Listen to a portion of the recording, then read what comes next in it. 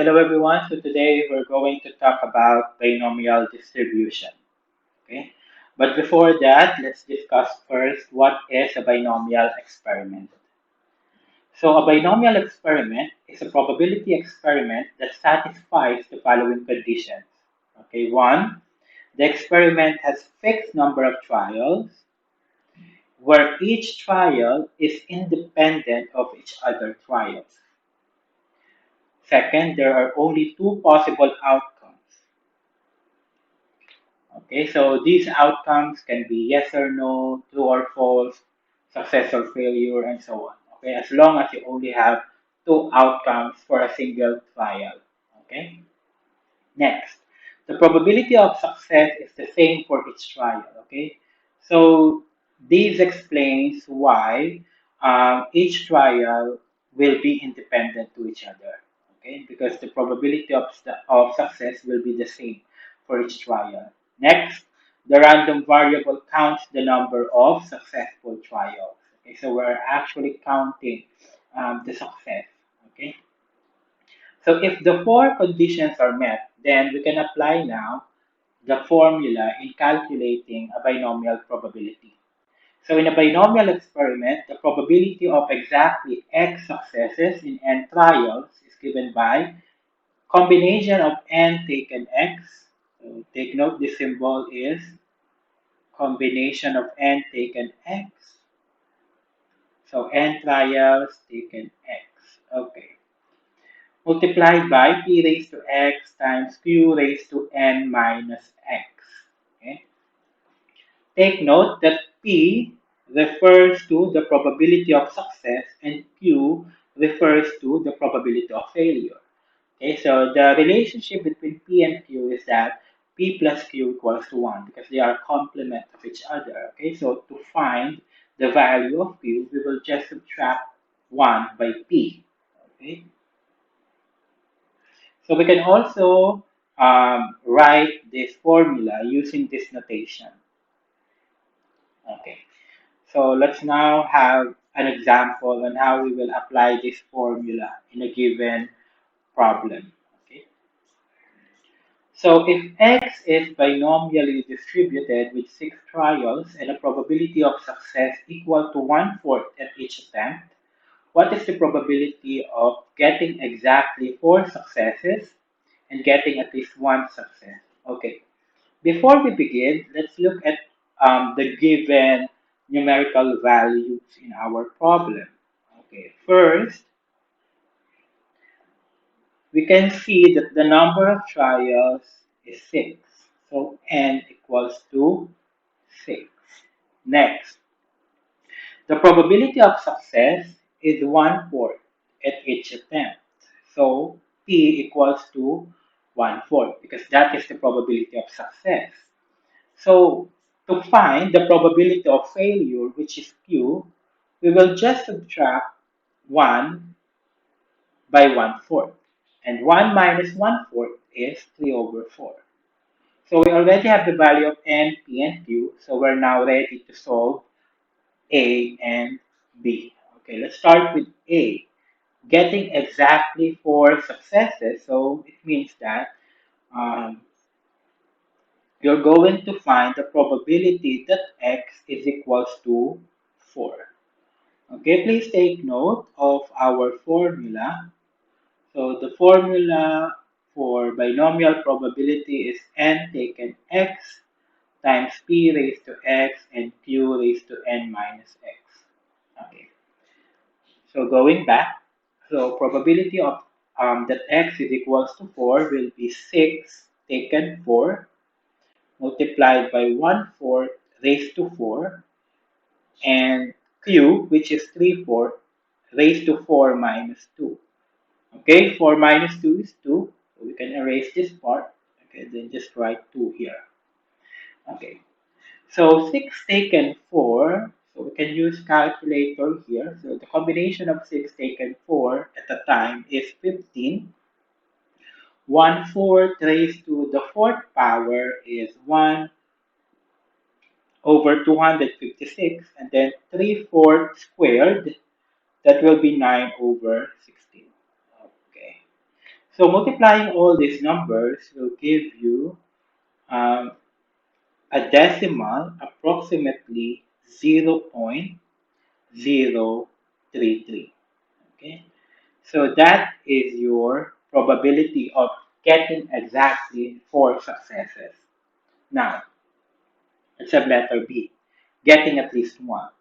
Okay, so when you calculate a probability of getting at least one, we can actually consider the cumulative sum of the probabilities from 1 to 6. Okay, the probability of getting one success up to the probability of getting 6 successes. Okay, but that is quite tedious to do. Okay, what we can do is that we know for a fact that the complement of getting at least one is getting zero. Okay, so from that concept, we can say that to find the probability of getting at least one, we will just get the probability of getting zero and then subtract it to one. Okay, so let's calculate the probability of getting zero. So the probability of getting zero success will be 6 taken 0 times 1/4 raised to 0 times 3/4 raised to 6 because 6 minus 0 is just 6. Okay, so 6 taken 0 is 1, 1/4 taken 0 is 1, and then 3/4 raised to the sixth power. Okay, so 3/4 raised to the sixth power is 729 over 4096. Okay, which is approximately 0.176. Now, having this information, we can now get the probability of getting at least one. So the probability of getting at least one will be 1 minus 0.176. And 1 minus 0.176 is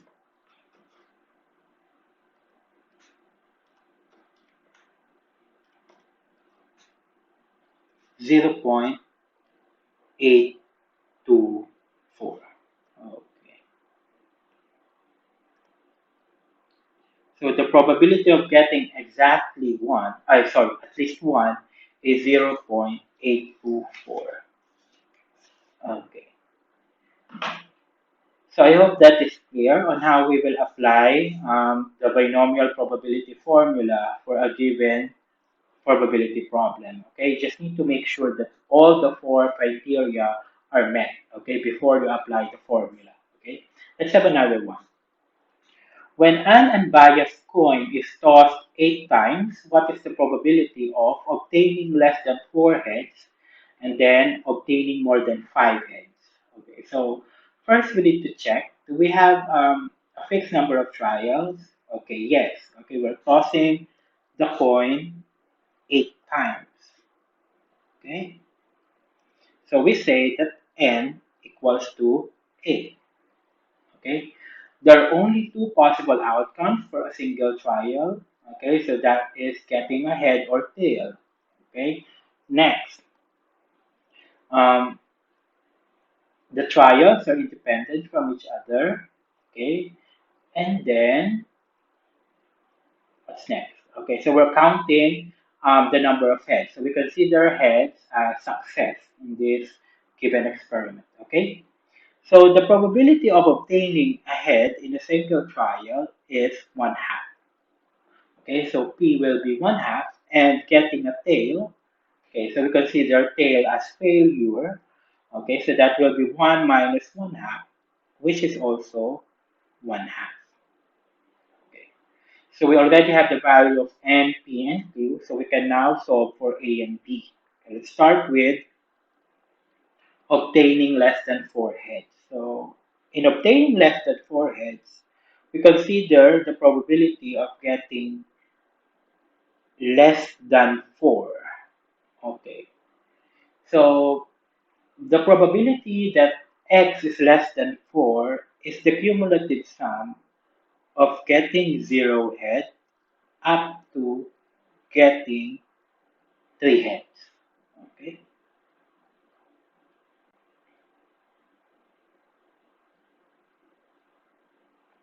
Okay. So we're going to use or apply the formula for each term. Okay. So let's begin. So probability of obtaining 0 head. So that will be, okay, 8 taken 0 times 1 half raised to 0 times 1 half raised to 8. Okay, probability of getting 1 head. So 8 taken 1, 1 half raised to 1, 1 half raised to 7. Okay, plus probability of obtaining 2 heads. So that will be 8 taken 2 times 1 half raised to 2 times 1 half raised to 6. Sorry. And then 8 taken 3 will be 1 half raised to 3 times 1 half raised to 5. Okay, so we're going to add all the terms, okay, all the products, okay, to obtain the probability of obtaining less than 4 heads. Okay, let's start with um, probability of x equals to 0. So 8 taken 0 is 1. 1 half raised to 0 is also 1. Then 1 half raised to the 8th power will be 1 over 256 plus 8 taken 1. Okay, so we will use calculator here. So 8 taken 1 is 8 times 1 half raised to 1 is 1 half, and then 1 half raised to 7 will be 1 over 1 to 8. Okay, plus 8 taken 2, so that will be 28. Okay, times 1 half raised to the second power, so that is 1/4, times 1 half raised to the sixth power, so that will be 1 over 64. Okay, 8 taken 3,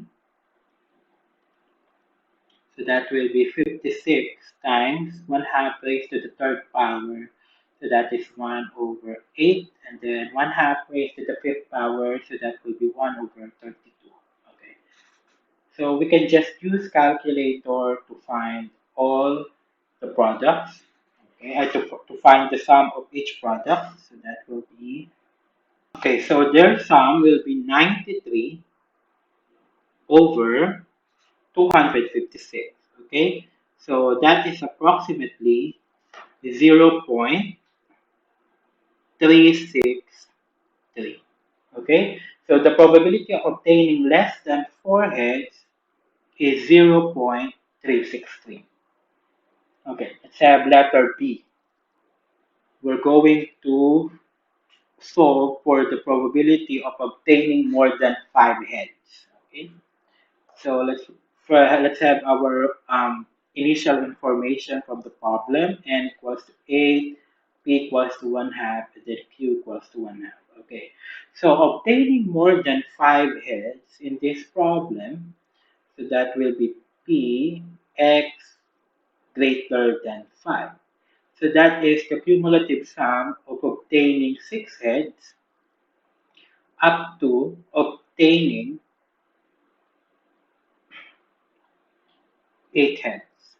Okay.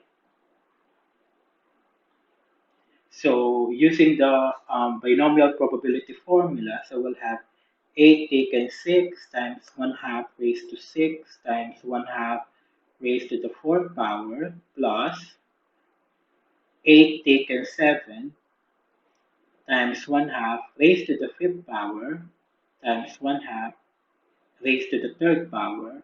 Sorry, sorry, it should be 2. I forgot. Okay, so 1 half taken 2. Okay, sorry. So this will be 7, and then 1 half raised to 1. Okay, plus 8 taken 8, 1 half raised to 8, then 1 half raised to 0. Okay, so 8 taken 6 is 28. Okay, 1/2 raised to 6 is 1 over 64. 1/2 squared is 1/4 plus 8 taken 7 is 8. Then 1/2 raised to the 7th power, so that is 1 over 1 to 8. 1/2 raised to 1 is 1/2. Okay, plus 8 taken 8 is 1. 1/2 raised to the 8th power is 1 over 256, and then 1/2 raised to 0 is just 1. Okay, so adding all the products, so let's see. So we could use calculator here on this part.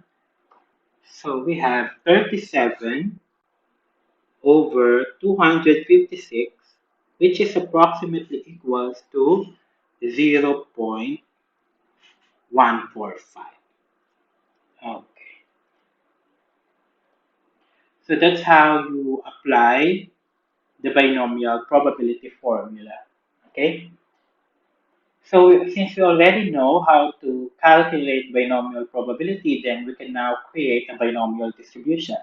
Okay, please take note that a binomial distribution is another type of a discrete probability distribution. So the conditions for a probability distribution must still be satisfied in creating a binomial distribution. Okay, so let's have this problem. So about 60% of cancer survivors are ages 65 years and older. Okay, so this 60%, okay, is actually your probability of success. Okay, so that will be zero point 0.6. So that is the probability that a cancer survivor is has an age of 65 years and older. Okay, and then Q, so that is 1 minus zero point 0.6, so you have 0.4. So you randomly select six cancer survivors and ask them whether they are 65 years of age and older. So selecting six cancer survivors will be your N. Okay.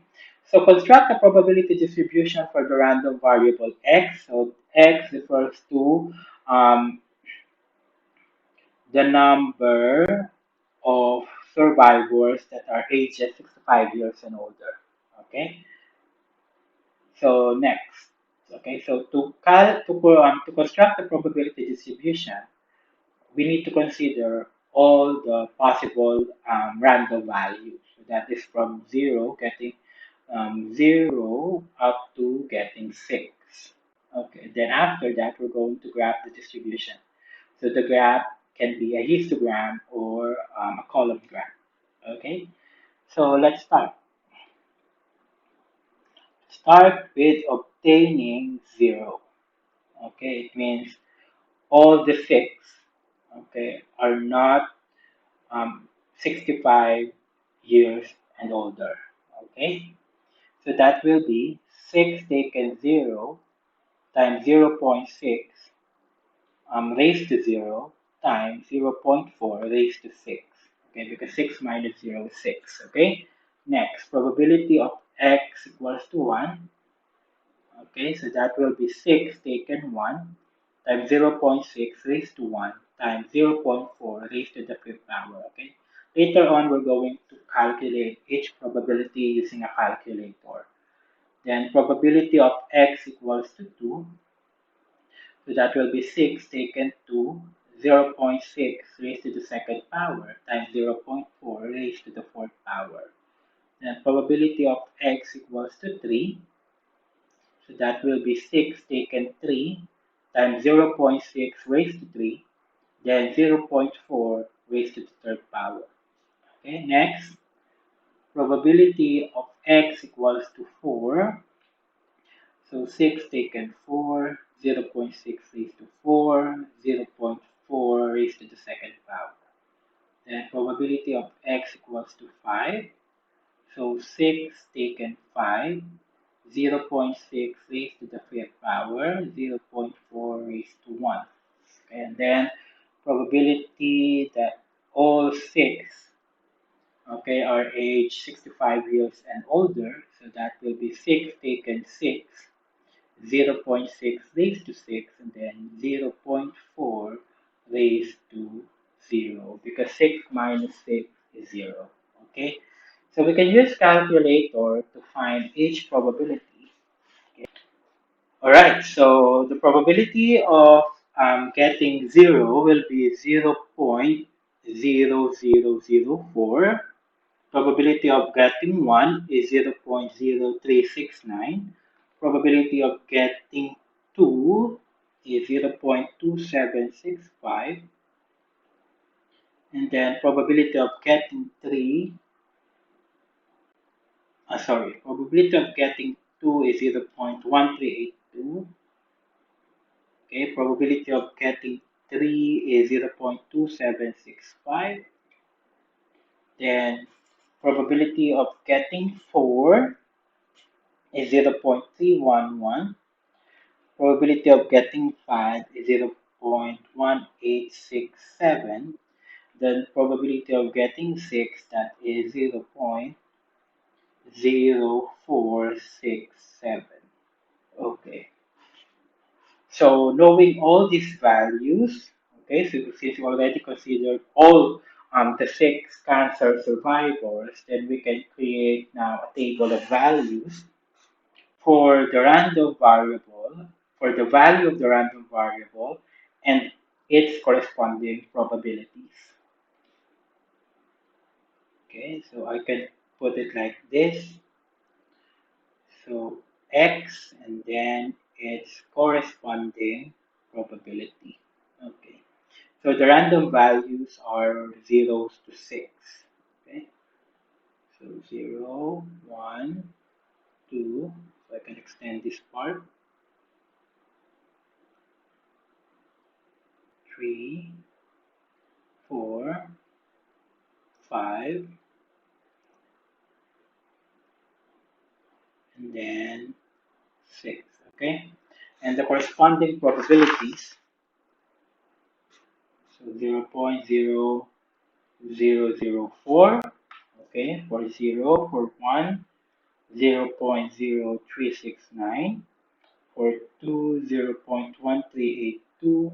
For 3, 0.2765. And then for 4, 0.311. And then for 5, 0.1866. And then for, 1867. Then for 6, you have 0.0467. Okay. So remember, in creating the column graph for probability distribution, take note that the y-axis, okay, the y-axis refers to the probabilities, and the x-axis refers to the random values. Okay, so the random values are 0, 1, 2, 3, 4, up to 6. So 5 and then 6.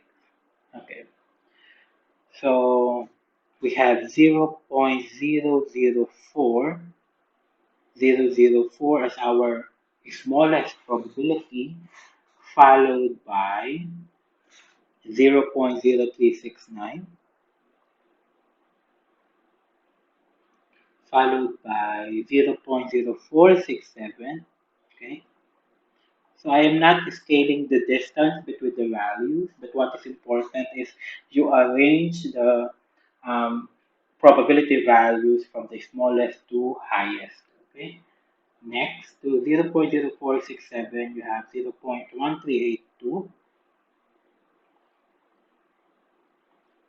Then you have 0.2765. Then the last will be the highest probability value, which is 0.311. Okay. So remember to check whether this is a probability distribution. When you add all the sum, okay, please take note that when you add all the probabilities,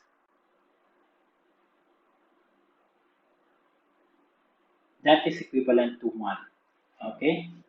And all the probability values are between 0 to 1. So this is definitely a probability distribution. Okay, next.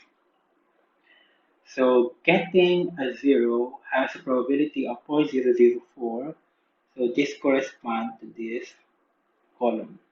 Okay, next. Probability of getting 1 is 0.0369. Okay, next. Probability of getting 2 is 0.1282.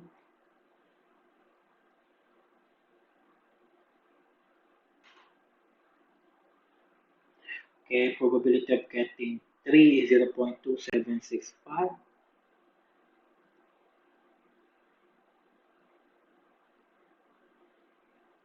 Okay, probability of getting 3, getting 4 is 0.311.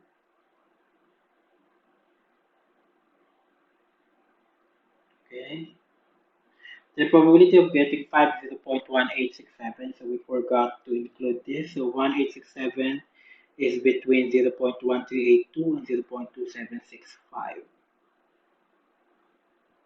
Okay, so 1867 will be somewhere here. Okay, and then probability of getting 6 is 0.0467. Okay, so that will be the graph of the given binomial distribution. Okay, so let's proceed to the next part. So that is calculating the mean, variance, and standard deviation of a binomial random variable. So to calculate the mean or the expected value, remember other term for mean is expected value, okay, for a probability distribution, okay. So the mean of the random value, random variable x is equals to the product of n and p, which is the probability of success. Take note, this is the probability of success, okay. And then the variance is given by np times 1 minus p. And of course, the standard deviation is the square root of the variance. Okay, so let's apply now the following formula in this problem. So 31% of adults think that life existed on Mars at some point in time. Randomly select 6 adults and ask them whether they think life existed on Mars at some point in time. The random variable represents the number of adults. Okay, so the number of adults here is 6. Okay, who think that life existed on Mars at some point in time? Calculate the mean, variance, and standard deviation of a binomial distribution. Okay, so the mean or the expected value, okay, can be calculated using this formula. So expected value or mu is given by NP. Okay, from the problem, we all know that N, okay, is 6, okay, 31%, that is P, okay. So the mean will now be 6 times 0.31, okay. So 6 times 0.31 is 1.86, okay. So you expect to have at least two, or no, around 1 to 2 adults who think that life exists on Mars. Okay, next we have the variance. So the variance can be calculated using the formula NP times 1 minus P. So that will be 6 times 0.31 times 1 minus 0.31. Okay, so that will be 6 times 0.31. 1 minus 0.31 is 0.69. Okay, so that is 1.286. 3. Okay, approximately 1.283. So to calculate the standard deviation, we will just get the square root of the variance. So sigma equals the square root of the variance. So that will be the square root of 1.283. That is approximately 1.13, 133. Okay, so that's it. That's how you calculate the mean variance and standard deviation of a binomial distribution. Okay, so I hope you learned about binomial probability, and I will see you next on my lesson about Poisson distribution. Okay, goodbye.